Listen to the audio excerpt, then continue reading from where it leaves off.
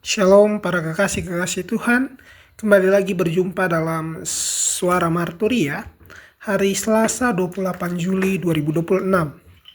Pada hari ini kita akan merenungkan kisah seorang janda yang terambil dari kitab 2 Raja-Raja pasal 4 ayat 1 hingga ayatnya yang ke-7. 2 Raja-Raja pasal 4 ayatnya yang pertama hingga ayatnya yang ke-7. Tapi sebelum itu, mari kita menghadap Tuhan di dalam doa. Kita berdoa. Ya Allah, Bapa kami yang penuh kasih, kami datang ke hadirat-Mu memohon bimbingan dan penyertaan-Mu. Bukalah hati kami pada hari ini ya Tuhan, karena kami rindu untuk mendengar suara-Mu. Tolong kami supaya kami bisa memahami firman-Mu dan menemukan kehendak-Mu dalam kehidupan kami. Amin. Kita membaca dari 2 Raja-Raja pasal 4 ayat 1 hingga 7 di bawah judul Perikop Minyak Seorang Janda. Salah seorang dari istri-istri para nabi mengadukan halnya kepada Elisa sambil berseru, "Hambamu suamiku sudah mati dan engkau ini tahu bahwa hambamu itu takut akan Tuhan. Tetapi sekarang penagih hutang sudah datang untuk mengambil kedua orang anakku menjadi budaknya." Jawab Elisa kepadanya, "Apakah yang dapat kuperbuat bagimu? Beritahukanlah kepadaku apa-apa yang kau punya di rumah." Berkatalah perempuan itu, "Hambamu ini tidak punya sesuatu apapun di rumah, kecuali sebuah buli-buli berisi minyak." Lalu berkatalah Elisa, "Pergilah, mintalah bejana-bejana dari luar, daripada segala tetanggamu, bejana-bejana kosong, tetapi jangan terlalu sedikit. Kemudian masuklah, tutuplah pintu sesudah engkau dan anak-anakmu masuk, lalu tuanglah minyak itu ke dalam segala bejana. Mana yang penuh, angkatlah." Pergilah perempuan itu daripadanya. Ditutupnyalah pintu sesudah ia dan anak-anaknya masuk. Dan anak-anaknya mendekatkan bejana-bejana kepadanya, sedang ia terus menuang. Ketika bejana-bejana itu sudah penuh, berkatalah perempuan itu kepada anaknya, "Dekatkanlah kepadaku sebuah bejana lagi." Tetapi jawabnya kepada ibunya, "Tidak ada lagi bejana." Lalu berhentilah minyak itu mengalir. Kemudian pergilah perempuan itu memberitahukannya kepada abdi Allah, dan orang ini berkata, "Pergilah jualah minyak itu, bayarlah hutangmu dan hiduplah dari selebihnya, engkau serta anak-anakmu." Demikian pembacaan firman Tuhan. Sahabat pendengar Suara Marturia, kisah ini bercerita tentang seorang janda yang ada di ujung batas kehidupannya. Dia baru saja kehilangan suami. Suaminya pernah berhutang dan kini anak-anaknya terancam hilang kebebasan. Dia datang kepada Elisa dengan membawa persoalannya. Dan dia datang di sini bukan mencoba mencari solusi, tetapi dia datang dengan berseru. Dan di sini kita bisa melihat bagaimana ketika kita beriman dan menghadapi cobaan, ada kalanya kita harus berani untuk menyampaikannya dalam kata-kata, bahwa kita tidak tahu harus berbuat apa lagi. Jadi kita datang kepada Tuhan. Sama seperti yang dilakukan oleh janda ini. Tetapi Elisa justru mengajukan pertanyaan kepada janda itu, "Apa yang kau punya di rumah?" Perempuan ini sedang berpikir tentang hutang. Dia terancam hilang anak. Dia sedang pikir apa yang tidak dia miliki. Tetapi Elisa justru mengajaknya melihat sesuatu yang masih ada. Dan jawabannya, dia punya sedikit minyak. Hanya itu.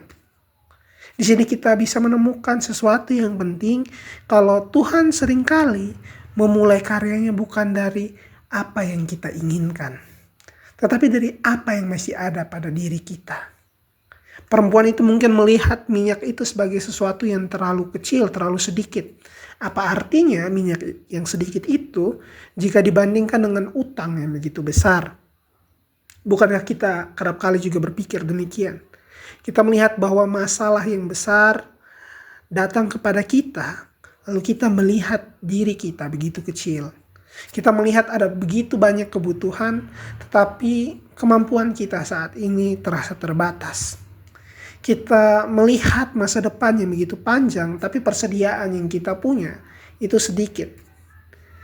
Jadi kita berkata, kita tidak punya apa-apa. Padahal mungkin yang sebenarnya terjadi adalah kita lupa melihat apa yang masih ada. Kita fokus pada kekurangan sampai tidak menyadari kalau Tuhan masih meninggalkan sesuatu di tangan kita. Mungkin itu hanya sebuah kemampuan sederhana, hanya sebuah kesempatan kecil, hanya waktu kita yang sedikit, hanya satu orang yang masih setia mendampingi kita. Mungkin hanya doa yang bisa kita panjatkan. Tetapi jangan terburu-buru menganggap, hanya itu. Karena sesuatu yang kecil di tangan kita dapat menjadi berarti ketika diserahkan kepada Tuhan.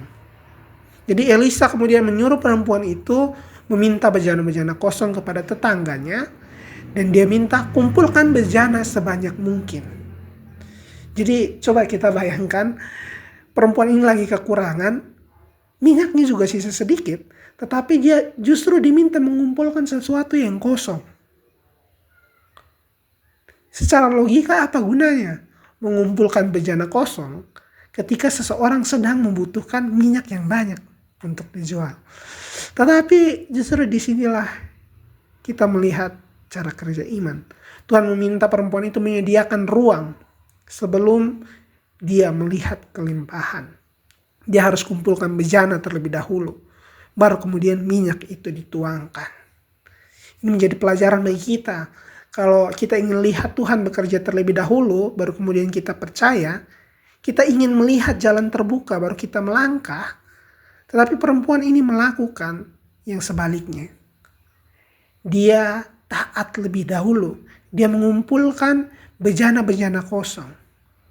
Dan mungkin dalam kehidupan kita Tuhan juga sedang bertanya, apakah kita masih menyediakan ruang untuk Tuhan bekerja dan memberikan kelimpahan? Karena kadang-kadang masalah kita bukan karena Tuhan tidak bekerja, tetapi kita yang tidak punya ruang untuk menerima pekerjaannya. Hati kita sudah dipenuhi dengan ketakutan. Pikiran kita penuh dengan rasa khawatir. Kita sibuk memikirkan kemungkinan yang buruk sampai tidak ada ruang untuk percaya. Kita penuh dengan keinginan untuk mengendalikan sampai lupa bahwa Tuhan yang memegang hidup kita. Bejana kosong dalam kisah ini mengajarkan kita hal yang sederhana, kalau kekosongan tidak selalu berarti ketiadaan. Bejana yang kosong memang tidak punya isi. Tetapi justru karena kosong, dia bisa menerima sesuatu yang baru. Mungkin ada bagian hidup kita yang sekarang terasa kosong. Entah itu karena kehilangan, kegagalan, hal-hal yang belum tercapai dan doa yang belum terjawab. Tetapi jangan langsung menyimpulkan bahwa Tuhan sedang meninggalkan kita. Bisa jadi Tuhan sedang mempersiapkan ruang. Kita sering meminta Tuhan mengisi hidup kita. Tapi kita tidak sadar bahwa Tuhan juga sedang mengosongkan sesuatu dari dalam diri kita. Dia mengosongkan kesombongan kita, ketergantungan kita terhadap hal-hal yang salah. Mengosongkan rasa aman yang palsu. Mengosongkan keinginan kita untuk mengendalikan semuanya. Dan setelah itu dia mengajarkan kita untuk menerima dia dengan cara yang baru. Lanjut, kisah ini menceritakan bagaimana perempuan itu masuk ke rumah dan menutup pintu. Jadi mujizat ini terjadi tanpa penonton, tidak ada orang lain yang melihat selain perempuan itu, anak-anaknya, bejana yang kosong dan Tuhan. Ini mengingatkan kita bahwa sebagian besar karya Tuhan dalam hidup kita terjadi dalam ruang yang tidak dilihat orang lain.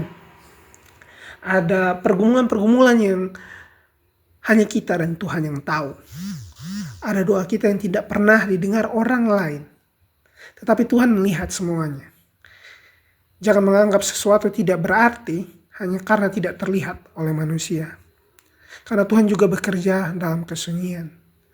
Kemudian minyak itu terus mengalir. Ketika perempuan itu mengisi bejana, satu penuh dipindahkan. Bejana berikutnya diisi. Terus demikian.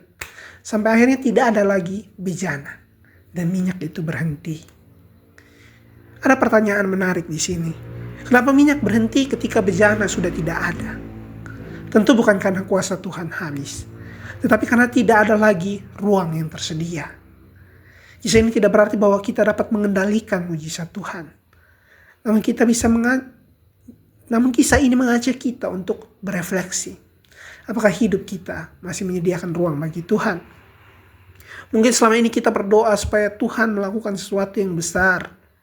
Kita meminta Dia untuk membuka jalan. Kita meminta Dia untuk memberi lebih banyak. Tetapi Tuhan mengajak kita terlebih dahulu menggunakan dengan setia apa yang sudah ada. Pada akhirnya perempuan itu menjual minyak tersebut, dia membayar hutangnya, dan hidup bersama anak-anaknya dari hasil yang tersisa. Jadi Tuhan tidak hanya menyelesaikan masalahnya untuk satu hari. Tuhan justru memberikan jalan untuk melanjutkan kehidupannya. Inilah yang indah bahwa Tuhan bukan hanya Tuhan bagi keadaan darurat. Dia jugalah Tuhan bagi kehidupan setelah keadaan darurat itu berlalu. Dia peduli pada hari ini, tetapi Dia juga memelihara hari esok. Sahabat Marturia, mungkin hari ini kita melihat hidup kita dan merasa kita tidak punya banyak, tetapi Tuhan mengajak kita untuk bertanya kembali apa yang masih ada. Jangan lihat apa yang hilang. Lihat apa yang Tuhan percayakan. Jangan lihat bejana yang kosong, lihat bahwa bejana kosong masih bisa diisi. Dan jangan hanya menunggu Tuhan kasih sesuatu yang baru. Mungkin Tuhan sedang berkata, gunakan apa yang masih ada di tangan kita. Karena kerap kali pertolongan Tuhan tidak dimulai ketika kita mendapatkan semuanya. Pertolongan Tuhan dimulai ketika kita bersedia menyerahkan apa yang masih kita miliki kepadanya.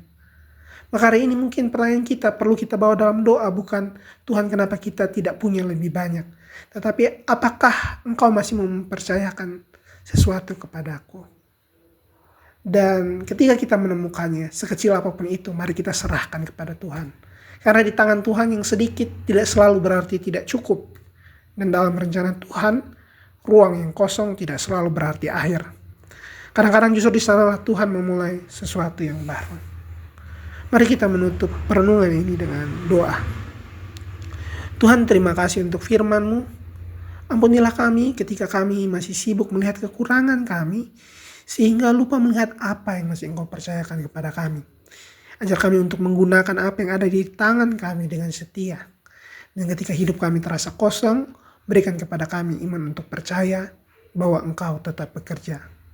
Pakailah hidup kami sekecil apapun yang kami miliki menjadi berkat bagi sesama dan kemuliaan bagi nama-Mu.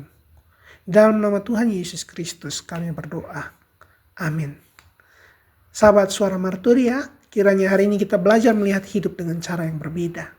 Jangan hanya fokus pada apa yang hilang, apa yang tidak kita punya. Tetapi tanyakan apa yang masih ada yang Tuhan berikan kepada kita. Karena disitulah Tuhan memulai karyanya. Asalkan kita mau mengosongkan tempat baginya. Tuhan memberkati setiap langkah dan pergumulan hidup saudara. Sampai berjumpa kembali dalam Renungan Suara Marturia. Shalom.